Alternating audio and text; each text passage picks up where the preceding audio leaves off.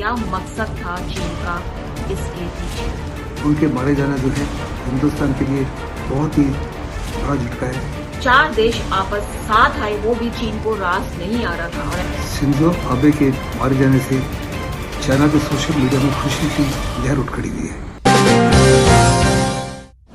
नमस्कार दोस्तों, आप देख रहे हैं न्यूज नशा और मैं हूं आपके साथ अनु जैन रोहतगी।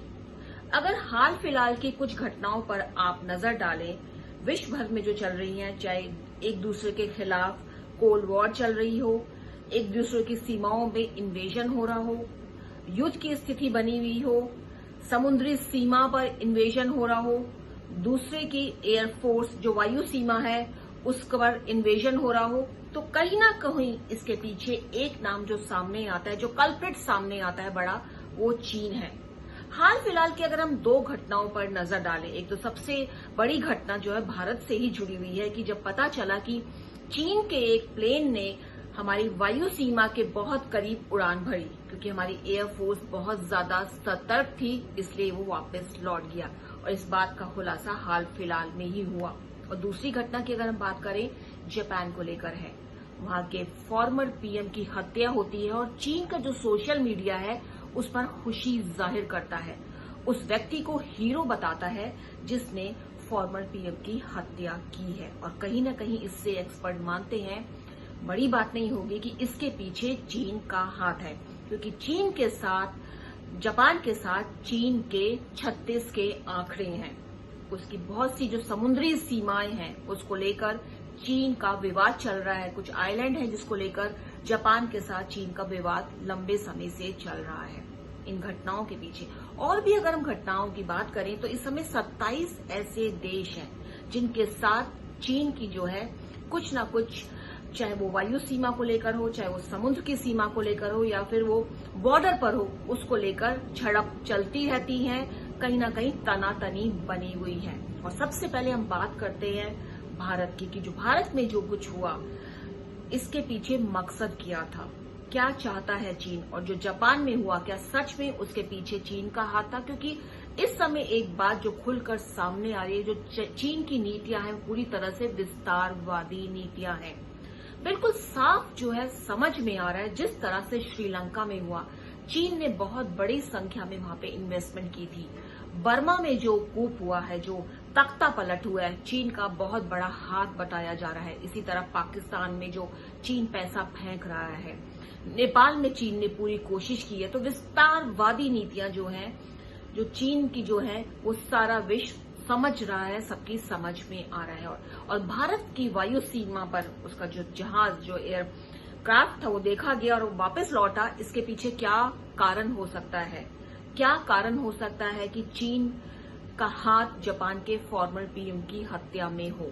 सभी बातों पर हमने आज विस्तार से चर्चा की है। हमारे साथ आज फॉर्मर मेजर जनरल पीके सहगल सर हैं, जिन्होंने एक एक बात की जानकारी बहुत ही डिटेल में दी है। सर, सबसे पहले आपसे यही जानना चाहेंगे, भारत में जो हुआ, जिस तरह से चीन ने हमारी वायु सीमा का इन्वेजन किया, एक तरह से बहुत पास से उड़ान भरी, क्योंकि हमारी एयरफोर्स बहुत ज्यादा मुस्तैद थी, इसलिए उल्टे पांव भागना पड़ा। क्या मकसद था चीन का इसके पीछे? 28 जून को ईस्टर्न लद्दाख में एक चाइना का जो एयरक्राफ्ट है वो हमारी पोजीशन के बिल्कुल नजदीक आ गया। उसको देखते हुए एसओपीज के अनुसार हमने अपने एयर डिफेंस को अलर्ट कर दिया। हमारे रेडार्स ने उसको पकड़ लिया था और हमारे एयर डिफेंस गन्स और मिसाइल्स रेडी थे। अगर वो कुछ भी कार्रवाई करता तो अवश्य उसको गिरा दिया जाता। और साथ ही साथ हमारी एयरफोर्स हर प्रकार से सतर्क थी। जैसे ही रेडार के ऊपर हमने उस जहाज को पहचाना और पकड़ा, हमने अपने एयरक्राफ्ट को डिस्पर्स किया और उनको हुक्म दिया उसको इंटरसेप्ट करने के लिए।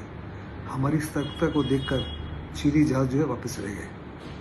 लेकिन अगर चीन के जहाज कुछ भी कार्रवाई करता है या वो हमारी एयर स्पेस में इंक्लूड करता, तो यकीनन हमारे एयर डिफेंस वालों ने, मिसाइल या गन्स ने उसको गिरा देना था। और ये बड़ा चिंता का विषय है, क्योंकि इससे बहुत बड़े पैमाने पर एस्केलेशन हो सकती थी और कुछ भी उसके बाद हो सकता था। ऐसे में हमको हर सतर्क रहना पड़ेगा। 2020 में चाइना ने अपनी एक्सरसाइज की, जिससे उसने पाया कि हिंदुस्तान इतना अलर्ट नहीं था और उसने अनेकों जगह इंट्रूजन किया।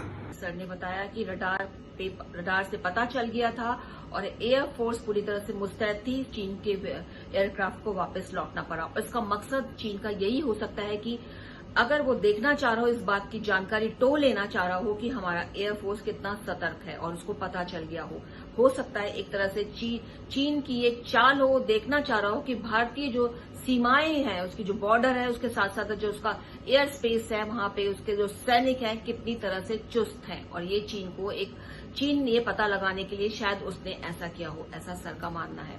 सर, अगर भारत से हम उसके जो पड़ोसी देश है, बहुत अच्छा दोस्त है, जापान की अगर हम बात करें, वहां जो हत्या हुई हाल फिलहाल में, पूरा विश्व स्तब्ध है, सदमे में है, हर कोई कंडोलेंसेस कर रहा है। लेकिन इस बीच चीन के मीडिया में इस बात पर बड़ी खुशी जाहिर की जा रही है। जिस व्यक्ति ने वहां के फॉर्मर पीएम की हत्या की, उसको हीरो बनाकर पेश किया जा रहा है। क्या मेंटेलिटी दर्शाता है चीन का ये रवैया, वहां के लोगों का ये रवैया जो ऐसा कर रहे हैं? क्योंकि लोग भी वही करते हैं, लोगों की भी फॉलो वही होती है कहीं ना कहीं। जो लोग होते हैं, जो सरकार चाहते हैं, जो सरकार के दिल में होता है, वो कहीं ना कहीं वहां के जो लोग होते हैं, जो इन्फ्लुएंस्ड होते हैं गवर्नमेंट की नीतियों से, वो वही करते हैं जो सरकार करती है। तो जो वहां की मीडिया में खुशी दिखाई जा रही है, किस तरह की मेंटेलिटी चीन की शो होती है इससे? शिंजो आबे के मारे जाने से चाइना के सोशल मीडिया में खुशी की लहर उठ खड़ी हुई है और जिसने शिंजो आबे को मारा उसको एक किस्म से हीरो का दर्जा दिया जा रहा है और साफ तौर पे कह रहे हैं कि बड़ा लाजमी है कि जो मौजूदा प्राइम मिनिस्टर हैं उनको भी मारा जाए और जो साउथ कोरिया का प्राइम मिनिस्टर है उनको भी मारा जाए। ये चाइना के कल्चर को दर्शाता है। It is extremely shocking. ये साफ तौर पर दर्शाता है कि चाइना में कोई ह्यूमैननेस नहीं है, कोई कंपैशन नहीं है, कोई सेंसिटिविटी नहीं है। और ऐसे में दुनिया को एकजुट होकर चाइना के खिलाफ कार्रवाई करनी चाहिए क्योंकि वो culturally and morally completely degraded है और डिप्रेव्ड है। यहाँ तक बताया जा रहा है कि कुछ साल पहले उन्होंने काफ़ी सारे उइगुर्स को पकड़ा, कीलों के साथ उनके सिर के अंदर होल किए, उनके ब्रेन को पी गए और चाइना के रेस्टोरेंट में जिंदा मंकी को बांध दिया जाता है, उसका गला काट दिया जाता है और सिर के अंदर नेल्स के होल किए जाते हैं और होल्स के माध्यम से वहाँ के लोग जो हैं उसके ब्रेन को पी जाते हैं। यानी दूसरे लफ्ज़ों में चाइना जो है बहुत ही डिप्रेव्ड नेशन है, बहुत ही डिस्गस्टिंग है और अभी समय आ चुका है कि सारी दुनिया एकजुट होकर चाइना के खिलाफ करे, बिल्कुल उसी माफिक जैसे पेंडेमिक के दौरान किया था। तो ये सब जो किया जा रहा है इनह्यूमन है। चीन का जो सेंसिटिव है, इतनी चीन की सेंसिटिविटी बिल्कुल नहीं है, बहुत ही ज्यादा क्रूर है और इसके कई एग्जाम्पल सर ने यहाँ पे दिए हैं जो बताते हैं कि चीनी सरकार और जो उसके फॉलोअर्स हैं सरकार के, बहुत ज्यादा ब्रूटैलिटी है और जिस तरह के ब्रूटैलिटी के एग्जाम्पल यहाँ पे दिए हैं और जिस तरह से खुशी मनाई जा रही है लीडर पर, उससे कहीं ना कहीं लगता है कि पूरी तरह से सेल्फिश है, सेंसिटिविटी बिल्कुल खत्म हो गई है चीन के। और ऐसे में जो और देश हैं उनको एकजुट होना पड़ेगा चीन के खिलाफ, जो इस तरह का रवैया चीन अपना रहा है। एक बहुत बड़ा प्रश्न यहाँ पे उठता है। सभी जानते हैं जो फॉर्मर्स पीएम थे जापान के, भारत के बहुत ज्यादा क्लोज थे और हमारे जो नरेंद्र मोदी हैं उनसे बहुत ज्यादा उनकी दोस्ती थी। भारत को कितनी क्षति हुई है उनकी मौत से, और क्या जो इस समय के वहां के प्राइम मिनिस्टर हैं जो बने हुए हैं पीएम, क्या उनके साथ भारत के अच्छे संबंध हैं और जिस तरह का सहयोग जापान भारत को दे रहा है, क्या वो सहयोग मिलता रहेगा? शिंजो आबे इस समय जापान के प्रधानमंत्री नहीं थे, लेकिन उनकी बड़ी जबरदस्त इन्फ्लुएंस थी।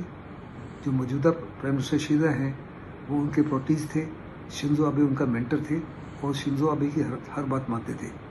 शिंजो आबे हिंदुस्तान के बहुत ही महत्वपूर्ण और इम्पोर्टेंट दोस्त थे। वो चाहते थे कि हिंदुस्तान बहुत बड़े पैमाने पर शक्तिशाली रूप में इंडो पैसिफिक में उभरे। उनको नॉर्थ ईस्टर्न की कनेक्टिविटी में हर प्रकार से मदद कर रहे थे। नॉर्थ ईस्ट में इंफ्रास्ट्रक्चर डेवलपमेंट की मदद कर रहे थे। हमारे साथ में न्यूक्लियर एनर्जी में मदद कर रहे थे। बहुत बड़े पैमाने पर स्पेस में, डिफेंस में, एग्रीकल्चर में, बुलेट ट्रेन्स में, दिल्ली मेट्रो के लिए हर चीज़ में वो हिंदुस्तान की बड़ी ज़बरदस्त सहायता कर रहे थे। साथ ही साथ बेलारूस को डेवलप करने के लिए at par with one of their cities, उसमें भी बड़े पैमाने पर मदद कर रहे थे। उनके मारे जाना जो है हिंदुस्तान के लिए बहुत ही बड़ा झटका है। वो हर प्रकार से हिंदुस्तान को टेक्नोलॉजी ट्रांसफ़र कर रहे थे, आत्मनिर्भर भारत में मदद कर रहे थे, डिफेंस टेक्नोलॉजीज की मदद कर रहे थे, साइबर सिक्योरिटी में मदद कर रहे थे, इंफॉर्मेशन टेक्नोलॉजी में मदद कर रहे थे। मुझे पक्का यकीन है कि इन रिलेशंस में किसी प्रकार की कोई कमी नहीं आएगी और शीला जो है उससे भी मजबूती से हिंदुस्तान का साथ है। पूरी एक लिस्ट सर ने यहाँ बताई है कि किस तरह से जापान भारत का सहयोग दे रहा है, चाहे वो नॉर्थ ईस्ट में डेवलपमेंट की बात हो, चाहे वो बुलेट ट्रेन की बात हो, चाहे वो स्पेस में डेवलपमेंट की बात हो, चाहे वो डिफेंस में टेक्नोलॉजी की बात हो। जापान ने हर तरह से भारत को सहयोग दे रहा है और बहुत बड़ी क्षति है ये भारत के लिए। जो उनकी फॉर्मर जो पीएम है, जो बहुत ज्यादा क्लोज थे, भारत से क्लोज थे, हमारी सरकार से क्लोज थे, बहुत बड़ी क्षति है। लेकिन सर ने यहाँ उम्मीद जाहिर की है कि जो अभी वर्तमान प्रधानमंत्री है वहां पे, वो भी इस कार्य को आगे बढ़ाएंगे, क्योंकि वो भी भारत का सम्मान करते हैं, भारत की नीतियों का सम्मान करते हैं। सर, अंत में चलते चलते एक क्वेश्चन मैं ये जानना चाहूंगी, सभी को ये जिस तरह की हो रही है, जिस तरह से सोशल मीडिया खुशी मना रहा है, जो वहां के पीएम की, फॉर्मर पीएम की हत्या हुई है, उसको हीरो बता रहा है जिसने हत्या की है, क्या इससे कहीं ना कहीं जो एक्सपर्ट्स कहीं ना कहीं सवाल उठ रहे हैं, क्या इसके पीछे चीन की साजिश हो सकती है? क्या इस बात का अंदेशा जो लगाया जा रहा है, इस तरह की अटकलें सामने आ रही हैं कि इसके पीछे चीन का हाथ है? क्योंकि चीन के जो है उसके जो संबंध थे शिंजो के साथ, वो शिंजो के साथ अच्छे नहीं थे, क्योंकि शिंजो जो है अपने जो कॉन्स्टिट्यूशन है, संविधान है, उसमें बदलाव चाहते थे। उनका जो कॉन्स्टिट्यूशन है वो यही इजाजत देता है कि उतनी ही सेना रखी जाए जितनी आप अपने देश की रक्षा करने के लिए, क्योंकि चीन बहुत ही शांति प्रिय देश है। लेकिन जिस तरह के हालात बदल रहे थे, जिस तरह का खतरा जापान के सामने मंडरा रहा था चीन को लेकर, ऐसे में शिंजो चाहते थे कि कॉन्स्टिट्यूशन में बदलाव हो और चीन इसको नहीं चाहता था। दूसरी तरफ क्वाड को लेकर भी, क्वाड की जो भागीदारी जापान शिंजो के कारण जो आगे बढ़ी और शिंजो के कारण जो 4 देश आपस साथ आए, वो भी चीन को रास नहीं आ रहा था। और ऐसे में अटकलें यही लगाई जा रही हैं कि उनकी हत्या के पीछे चीन का हाथ हो सकता है। आपका क्या कहना है सर? शिंजो आबे की डेथ के पीछे चीन का हाथ था या नहीं, ये तो इन्वेस्टिगेशन बताएगी। लेकिन अगर चीन का किसी प्रकार से भी इसके हाथ था, डायरेक्टली या इनडायरेक्टली, इसके इंटरनेशनल रेमिफिकेशन बड़े जबरदस्त होंगे। जहां तक जापान का ताल्लुक है, जापान की मिलिटराइजेशन में और उछाल आएगा। उनकी कॉन्स्टिट्यूशन जिसमें अभी भी पैसिफिकेशन है, उसमें बदलाव किया जाएगा जो शिंजो आबे नहीं कर सके। साथ ही साथ एशिया पैसिफिक में और मजबूती आएगी, क्वाड में और मजबूती आएगी और दुनिया साफ तौर पे पनिश करेगी चाइना को इन वन वे और दी अदर। जांच के बाद ही पता चलेगा कि चीन का हाथ है या नहीं है, आने वाले समय में पता चलेगा। लेकिन अगर इसके पीछे चीन का हाथ निकलता है तो डेफिनेटली सर ने कहा बहुत ज्यादा चेंजेस होंगे। खुद जापान का जो संविधान है उसमें बदलाव आएगा। वहां जो शिंजो जिसका प्रयत्न कर रहे थे वो हो सकता है वहां हो जाए, क्योंकि चीन से बहुत बड़ा खतरा एकदम सामने उनको नजर आ गया है कि किस तरह से खतरनाक हो सकता है चीन। क्वाड जो है वो मजबूत होगा और सारे जो ग्रुप है, जो अगर चीन का हाथ इसके पीछे है तो और जो पूरा विश्व है वो एकजुट होगा चीन के खिलाफ। तो अगर ये बात सामने आती है तो इंटरनेशनली एक मजबूती आएगी चीन के खिलाफ। जो कोरोना के समय में जो सारा विश्व एकजुट हो गया था, चीन को अपोज करने लगा था, सबने खुलकर बोला था कि चीन इसका जिम्मेदार है और शिंजो पहले व्यक्ति थे जिन्होंने चीन को इसका जिम्मेदार बताया था। तो अगर ऐसा होता है, जांच में सामने आती है, तो बहुत सारे बदलाव आने वाले समय में देखने को मिलेंगे।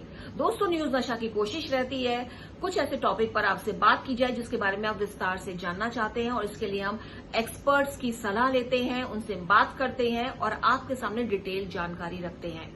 इसलिए आप बने रहिए, देखते रहिए न्यूज नशा, आदत हर खबर की। और आप हमसे जुड़े रहने के लिए सब्सक्राइब करें YouTube पर, फॉलो करें Twitter पर और लाइक करें Facebook पर। और ज्यादा जानकारी के लिए आपको टाइप करना होगा सिर्फ न्यूज नशा।